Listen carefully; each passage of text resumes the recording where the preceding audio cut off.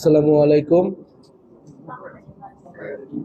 প্রিয় শহীদ পরিবার বৃন্দ, প্রিয় সাংবাদিক ভাই ও বোনেরা,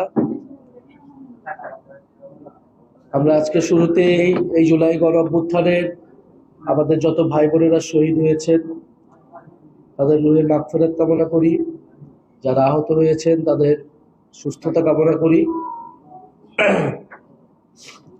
জাতীয় নাগরিক পার্টি এনসিপির পক্ষ থেকে আমাদের এই যে জুলাই গণ অভ্যুত্থানের এক বছর পূর্তি হতে যাচ্ছে। এক বছর পার হয়ে আরেকটা জুলাই মাসে আমরা এখন আছি এবং খুব সামনের দিন এই 16 তারিখ থেকেই শহীদের যাত্রা শুরু হয়। এরপরে 16 তারিখ, 18 তারিখ, 4 আগস্ট, 5 আগস্ট আপনাদের অনেকের সন্তান ভাই বোন এই দুনিয়া ছেড়ে চলে গেছিল গত বছর। তাদের মৃত্যুর 1 বছর হবে। এই জুলাই গণ অভ্যুত্থানের 1 বছর পূর্তিতে আমরা সারা দেশে পদযাত্রা করতেছি, মানুষের কাছে যাচ্ছি, শহীদ পরিবারদের কাছে যাইতেছি। আমাদের জুলাই যেই কারণে শহীদেরা মারা গিয়েছিলেন, তাদের যে স্বপ্নটা ছিল দেশকে নিয়ে, সেই স্বপ্নটার কথা মানুষকে বলতেছি। এবং মানুষের যে প্রত্যাশা ছিল একটা গণ অভ্যুত্থানের পর, যে তারা দেশকে কিভাবে দেখতে চায়, গড়তে চায়, আমরা সেই কথাগুলো শুনতেছি। তো হইতে পারতো সেই সময়টা এরকম ছিল যে গুলিটা যদি আর আরেকটু ডান সাইড দিয়ে যেতে হলো, আরেকজনের মৃত্যু হইতো। তাহলে আমরা মনে করি যে আপনাদের সাথে আমাদের সেই সম্পর্কটা দল মত নির্বিশেষে সবকিছুর ঊর্ধ্বে গিয়ে হচ্ছে শহীদ পরিবারদের সাথে আমাদের একটা আত্মার সম্পর্ক। আমরা একটা পরিবার। এবং আমরা সেই জুলাই গণ অভ্যুত্থানে আমরা আহ্বান করছিলাম, যখন আমাদের উপর গুলি চালানো হইতেছিল ছাত্রদের উপরে, তখন সারা দেশের মানুষকে আমরা আহ্বান করছিলাম আমাদেরকে বাঁচান, দেশটাকে বাঁচান। সেই আহ্বানের সাড়া দিয়ে নিজের বিবেক বোধ থেকে আপনাদের সন্তানেরা, আপনাদের পরিবারের সদস্যরা রাস্তায় বেরিয়ে আসছিল এবং তারা দেশের জন্য শহীদ হয়েছে, স্বাধীনতার জন্য শহীদ হয়েছে। আল্লাহ তাদের শহীদ মর্যাদা দিই। বাংলাদেশের মানুষ যুগ যুগ ধরে তাদেরকে মনে রাখবে। এই যে একটা 16 বছরের স্বৈরাচার ফ্যাসিস্ট সরকার ছিল, যেখানে মানুষ কথা বলতে পারতো না, মানুষের কোনো অধিকার ছিল না, জুলুম হয়েছে 16 বছর ধরে। সেই জুলুমের হাত থেকে রক্ষা করছে নিজেদের জীবন দিয়ে, রক্ত দিয়ে এই শহীদ, যারা শহীদ হয়েছেন তারা। তো আমরা আজকের দিনে তাদেরকে স্মরণ করতেছি এবং আমরা জানি যে আপনাদের পরিবারের যে ক্ষতি হয়েছে, আপনাদের পৃথিবীর যা কিছু এনে দেওয়া হোক, আপনাদের সেই ক্ষতি কখনোই পূরণ হবে না। এই ক্ষতি পূরণ করার সাধ্য পৃথিবীর কারো নাই। একটা মানুষের জীবন কখনোই কোনো কিছুর বিনিময়ে ফেরত দেওয়া যায় না, পূরণ হয় নাই সেই ক্ষতি। কিন্তু আপনারা মনে করবেন যে আপনাদের সন্তানেরা, পরিবার সদস্যরা দেশের জন্য শহীদ হয়েছেন, মানুষের মুক্তির জন্য শহীদ হয়েছেন, নতুন করে স্বাধীনতার জন্য শহীদ হয়েছে। ফেরাউনও চিরকাল ক্ষমতায় থাকতে পারে নাই। স্বৈর শাসকদের কখনো না কখনো পতন হয়। ফলে এবারও সেই ফেরাউনের পতন হয়েছে। আমরা এখন চাই যে যেই কারণে শহীদরা মারা গেলেন, তাদের যে আকাঙ্ক্ষা, যে একটা নতুন স্বাধীন দেশ, সুন্দর দেশ, যেখানে আর স্বৈরাচার থাকবে না, সেরকম একটা দেশ গড়ার জন্য, সেটার জন্য হয়তো আমাদের আরো সংগ্রাম করতে হবে। আমরা সেটার জন্যই দল করছি। কিন্তু যেটা বললাম, আপনাদের সাথে আমাদের সম্পর্ক দলের বাইরে গিয়ে আপনাদের সাথে আমাদের এই সম্পর্ক। আমরা আপনাদের পাশে সবসময় থাকতে চাই। গত 1 বছর আসলে দেশে অনেক কিছু হয়েছে। এই 5 আগস্টের পর থেকে সরকার গঠন, আমিও সরকারে ছিলাম, একটা সময় আবার বের হয়ে যাওয়া, দেশে এত কিছু হয়েছে। আমরা হয়তো আমাদের যে দায়িত্বটা আপনাদের প্রতি, সেটা পালন করতে পারি নাই। আপনাদের সাথে হয়তো আমাদের আরো আগেই যোগাযোগ, সরাসরি দেখা সাক্ষাৎ হওয়া উচিত ছিল। আমরা সেটা পারি নাই। এই জন্য আমি আজকে আপনাদের কাছে ক্ষমা প্রার্থনা করতেছি। কিন্তু আমি কথা দিয়ে যাচ্ছি, আপনাদের সাথে আমাদের এই সম্পর্কটা আজীবনের, সারা জীবনের সম্পর্ক। আমাদের এখানে যারা আছে দায়িত্বে, শাকিব মাহাদি ভাই আছেন, আমাদের বৈষম্যবিরোধীর সেক্রেটারি সাকিব খান, সে আছে আপনাদের খোঁজখবর নেয়। এখানে যারাই দায়িত্বপ্রাপ্ত থাকবে আপনাদের সাথে সবসময় যোগাযোগ রাখবে। আপনাদের কোনো সমস্যা বা আমাদের কাছে যদি পৌঁছাইতে চান আপনারা তাদের সাথে যোগাযোগ করবেন। আমরা আমাদের সাধ্যমতো সর্বোচ্চ চেষ্টা করব আপনাদের পাশে থাকার। না, এটাই আমরা অবশ্যই সেটা আমরা দায়িত্ব মনে করি। আমরা আপনাদের দেখভাল করে আপনাদের পাশে থাকা এটা আমাদের কর্তব্য। আমরা সেইভাবেই আমরা কাজ করব। আমরা আজকে আমাদের বগুড়াতে প্রোগ্রাম, আমরা আসলে খুব অল্প সময়ের জন্য আসছি, কারণ আমাদের 30 দিনে 64টা জেলায় যাওয়া লাগবে। তো আমাদের প্রতিদিন 2টা করে 3টা করে জেলায় যাওয়া লাগে। আজকে আমরা বগুড়া, জয়পুরহাট, রাতে যাবো নওগাঁ। এখানে প্রোগ্রাম শুরু হবে কিছুক্ষণ পরেই। আর নাহলে আপনাদের হয়তো আরো বিস্তারিত কথা বলতে পারতাম। কিছু সমস্যার কথা আপনাদের শুনলাম, আপনাদের লাশ উঠানোর কথা ওরা বলছেন, আমরা অবশ্যই এটা দেখবো, কথা বলবো যাতে এটা কোনোভাবেই না হয় এবং পরিবারের অনুমতি ব্যক্তিকে। আর এছাড়া আপনাদের যে মামলার বিষয়গুলো আছে এটা আমরা তদারকি করব। আপনারা জানেন সারা দেশে মামলা নিয়ে অনেক ঝামেলা হয়েছে। আসলে এই মামলাগুলো নিয়ে বাণিজ্য হয়েছে এবং বিভিন্ন জায়গায় পুলিশ আসামি ছেড়ে দিছে, বিভিন্ন জায়গায় কোর্টে তাদেরকে জামিন দেওয়া হয়েছে।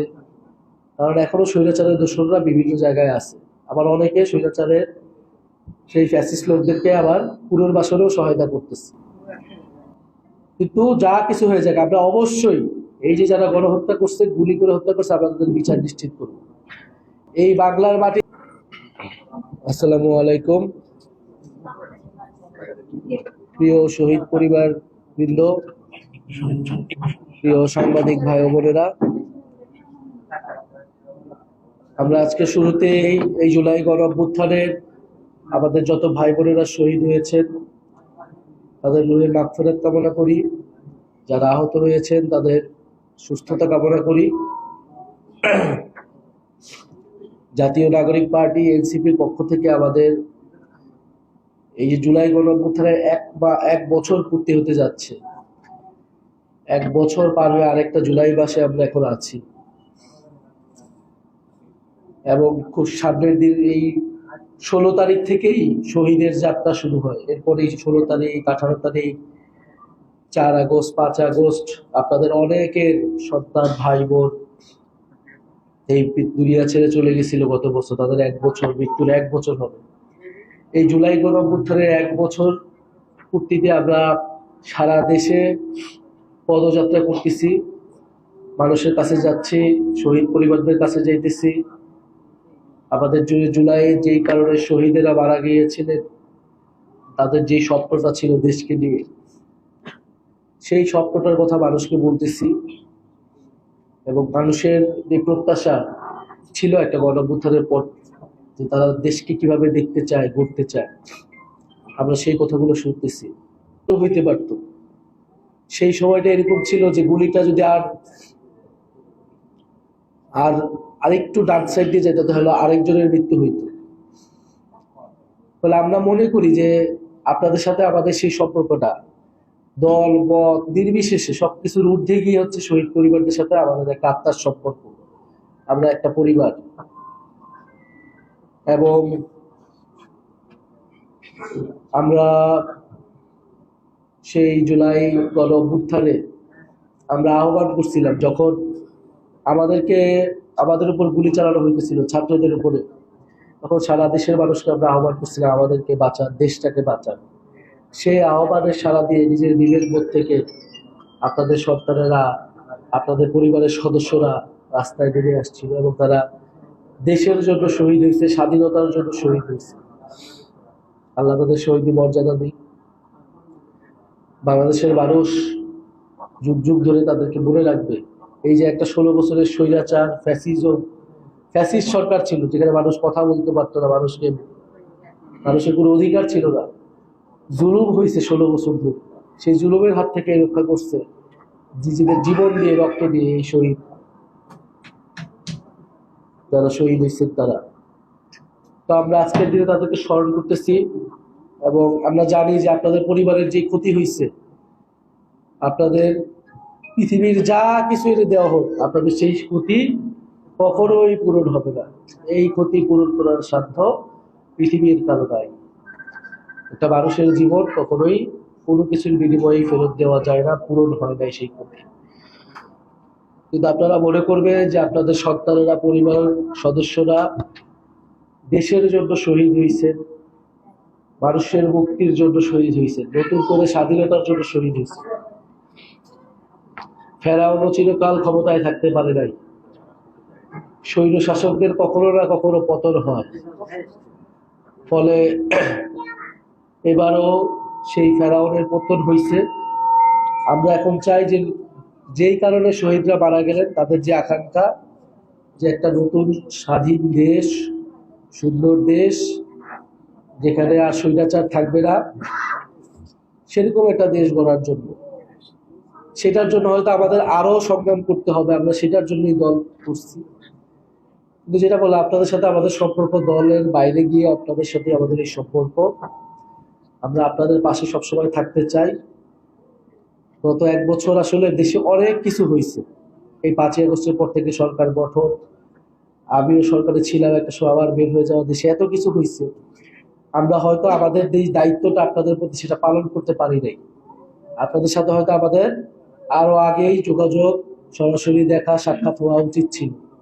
আমরা সেটা পারি নাই, এই জন্য আমি আজকে আপনাদের কাছে ক্ষমা প্রার্থনা করতেছি। কিন্তু আমি কথা দিয়ে যাচ্ছি, আপনাদের সাথে আমাদের এই সম্পর্কটা আজীবনের, সারা জীবনের সম্পর্ক। আমাদের এখানে যারা আছে দায়িত্বে, সাকিব মাহাদি ভাই আছেন, আমাদের বৈশ্যবিরোধীর সেক্রেটারি সাকিব খান, সে আছে, আপনাদের খোঁজখবর নেয়। এখানে যারাই দায়িত্বপ্রাপ্ত থাকবে আপনাদের সাথে সবসময় যোগাযোগ রাখবে। আপনাদের কোনো সমস্যা বা আমাদের কাছে যদি পৌঁছাইতে চান, আপনারা তাদের সাথে যোগাযোগ করবেন। আমরা আমাদের সাধ্যমতো সর্বোচ্চ চেষ্টা করব আপনাদের পাশে থাকার। না, এটাই আমরা অবশ্যই, সেটা আমরা দায়িত্ব মনে করি। আমরা আপনাদের দেখভাল করে আপনাদের পাশে থাকা, এটা আমাদের কর্তব্য। আমরা সেইভাবে আমরা কাজ করব। আমরা আজকে আমাদের বগুড়াতে প্রোগ্রাম, আমরা আসলে খুব অল্প সময়ের জন্য আসছি, কারণ আমাদের 30 দিনে 64টা জেলায় যাওয়া লাগবে। তো আমাদের প্রতিদিন 2টা করে 3টা করে জেলায় যাওয়া লাগে। আজকে আমরা বগুড়া, জয়পুরহাট, রাতে যাবো নওগাঁ। এখানে প্রোগ্রাম শুরু হবে কিছুক্ষণ পরেই। আর নাহলে আপনাদের হয়তো আরো বিস্তারিত কথা বলতে পারতাম। কিছু সমস্যার কথা আপনাদের শুনলাম, আপনাদের লাশ উঠানোর কথা ওরা বলছেন, আমরা অবশ্যই এটা দেখবো, কথা বলবো যাতে এটা কোনোভাবেই না হয়, এবং পরিবারের অনুমতি ব্যক্তিকে। আর এছাড়া আপনাদের যে মামলার বিষয়গুলো আছে, এটা আমরা তদারকি করব। আপনারা জানেন সারা দেশে মামলা নিয়ে অনেক ঝামেলা হয়েছে। আসলে এই মামলাগুলো নিয়ে বাণিজ্য হয়েছে, এবং বিভিন্ন জায়গায় পুলিশ আসামি ছেড়ে দিছে, বিভিন্ন জায়গায় কোর্টে তাদেরকে জামিন দেওয়া হয়েছে। কারণ এখনো স্বৈরাচারের দোষররা বিভিন্ন জায়গায় আছে। আবার অনেকে স্বৈরাচারের সেই ফ্যাসিস্ট লোকদেরকে আবার পুনর্বাসনেও সহায়তা করতেছে। কিন্তু যা কিছু হয়ে যাক, আমরা অবশ্যই এই যে যারা গণহত্যা করছে, গুলি করে হত্যা করছে, আমরা তাদের বিচার নিশ্চিত করব। এই বাংলার মাটিতেই শেখ হাসিনা সহ আওয়ামী লীগ এবং যে সকল পুলিশরা গুলি চালায় আমাদের ভাইদের মারছে,